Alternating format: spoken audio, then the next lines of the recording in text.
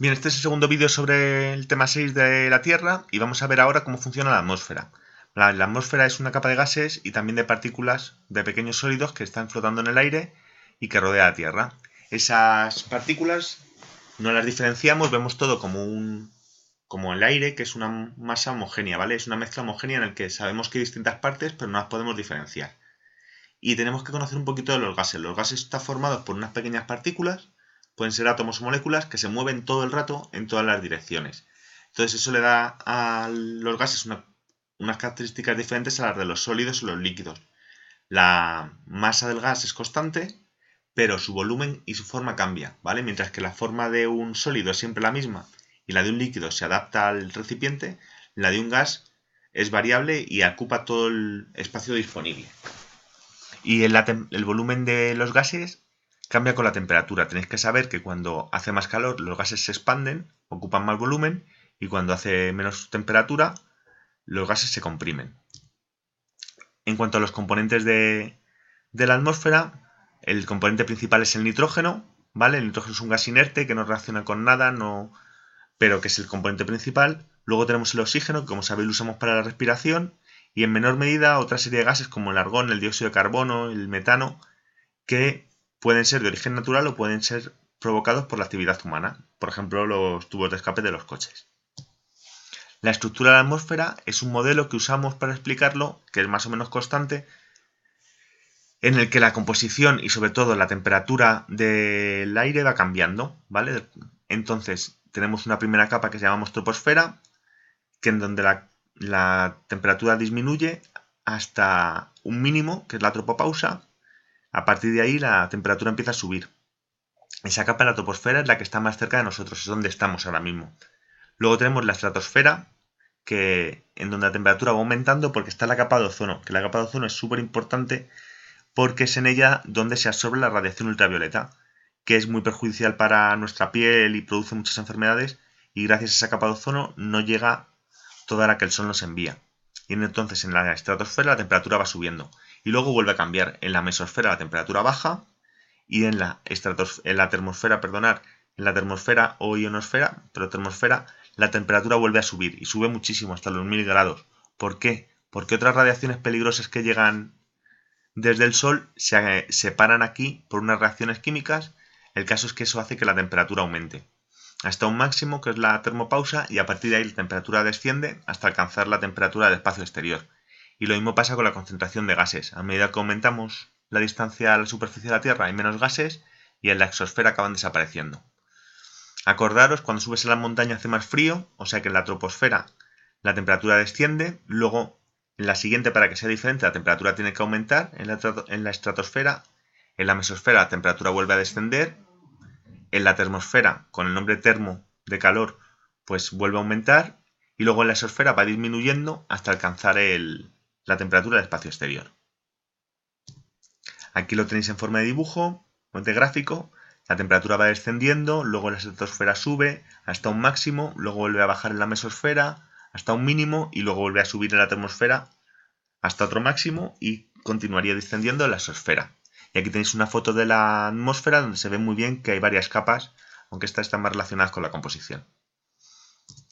Bien, y otra cosa muy importante de la atmósfera es que sepamos qué función tiene nuestro planeta.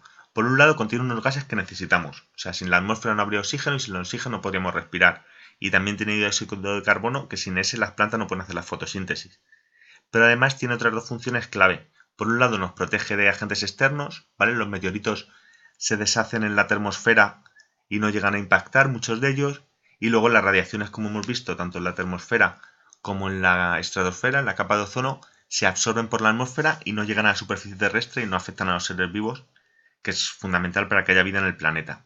Y por otro lado tenemos el efecto invernadero, que hace que la temperatura de la Tierra esté regulada y esté en unos valores apropiados para la vida. El Sol manda energía a la Tierra se calienta y el mismo planeta emite una energía. Esa energía en parte queda atrapada por los gases que hay en la atmósfera. Y gracias a esto la temperatura es más alta de lo que cabría esperar y se ha podido desarrollar la vida en el planeta. En este dibujo también se ve muy bien cómo llega la energía del Sol, el Sol a la Tierra luego emite una parte de esa energía y una parte rebota y mantiene la temperatura y otra parte se escapa. Vamos a ver luego que esto ahora lo estamos haciendo tan mal que hemos vuelto loco al efecto invernadero y lo mismo la estamos liando y perdemos el planeta. Pero bueno, seguimos hablando con el tema de la contaminación atmosférica, ¿vale? Definición de contaminación: alteración en la composición normal del aire, o bien porque hay energía, o bien porque hay partículas que pueden ser nocivas para los seres vivos o para el medio ambiente. Hay dos orígenes de los contaminantes, pueden ser naturales, por ejemplo en una erupción volcánica un montón de gases del interior de la Tierra salen a la atmósfera y pueden pues cambiar el clima durante un año, y os contaré lo del año sin verano. Entonces hay procesos naturales que emiten muchos contaminantes a la atmósfera, entonces cambia las condiciones normales, y luego la actividad humana, los contaminantes artificiales, que los generamos los seres humanos con nuestra actividad, y pueden ser de tipo físico o bien emitimos radiaciones electromagnéticas, el ruido es contaminación atmosférica, o también la radioactividad, que es muy peligrosa porque genera mutaciones, y los contaminantes químicos, que son compuestos químicos que emitimos pues bien en las centrales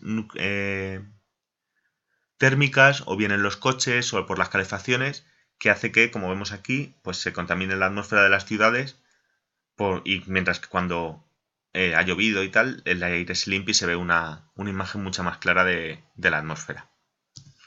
Y la suma de las acciones de los contaminantes ha dado lugar a dos procesos muy complicados. Uno es el calentamiento global y el otro es la desaparición de la capa de ozono.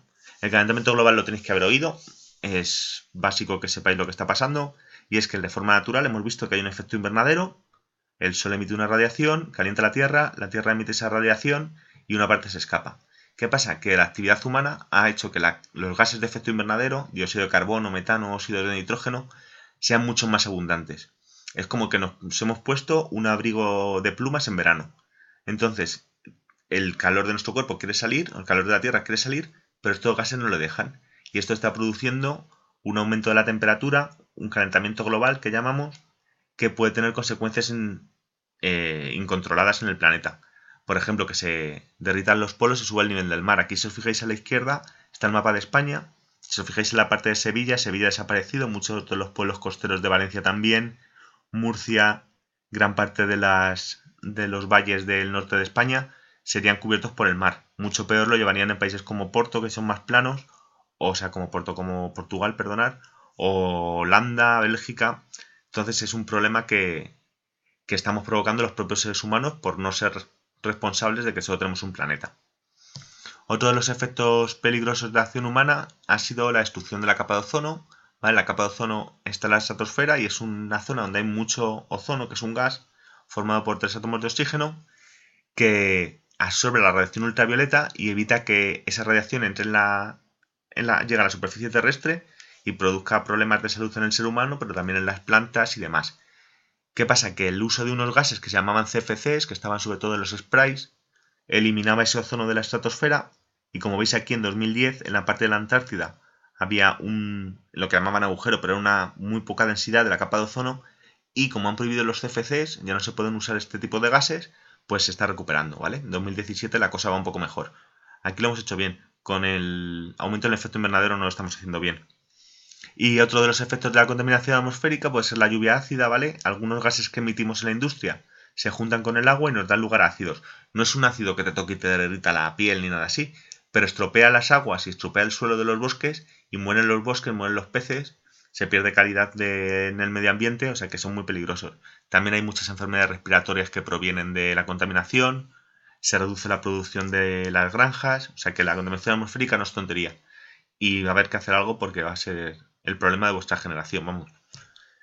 ¿Qué pasa? Que la contaminación atmosférica, como decimos aquí, no está todo perdido, ¿vale? Se pueden hacer cosas. Este gráfico está muy bien porque plantea que veáis claramente que eso de las 3 R's está bien, pero que no es igual. No es lo mismo reducir, es decir, pensar si necesito algo antes de comprarlo, si lo compro aunque tenga el dinero, pero no me merece la pena por lo que le cuesta al planeta producir eso, ¿vale? Reducir, pensar lo que realmente necesito, intentar coger lo que contamine menos y demás. Esto sería lo primero que tenemos que hacer todos por nuestra responsabilidad con el planeta. Luego reutilizar, si alguien me lo deja, si puedo coger antes que comprar segunda mano, algo que haya sido usado, el planeta lo va a agradecer porque no tenemos recursos para estar comprando todo el rato cosas nuevas.